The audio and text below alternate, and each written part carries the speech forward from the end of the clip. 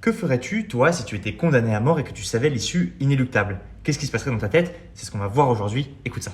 Évidemment, c'est une question à laquelle il appartient à chacun de répondre pour soi, mais quelqu'un a étudié la question et cet auteur, c'est Victor Hugo, c'est-à-dire pas exactement le dernier des Guignols. Victor Hugo s'est projeté dans la tête d'un condamné à mort qui vit ses derniers instants et il en a fait une œuvre, Le dernier jour d'un condamné. Victor Hugo publie ce récit en 1829 à l'âge de 27 ans, dans un contexte politique agité et un mouvement artistique entre romantisme et réalisme. C'est un récit poignant puisqu'on vit les dernières heures d'un prisonnier avec lui, au moment par exemple où il veut s'échapper. Un moyen de fuir, mon Dieu, un moyen quelconque, il faut que je m'évade, il le faut, sur le champ. Puis, lorsque résigné, il ironie sur la guillotine, un soi-disant progrès dont l'exécution serait indolore. On ne souffre pas, en sont-ils sûrs? Qui le leur a dit?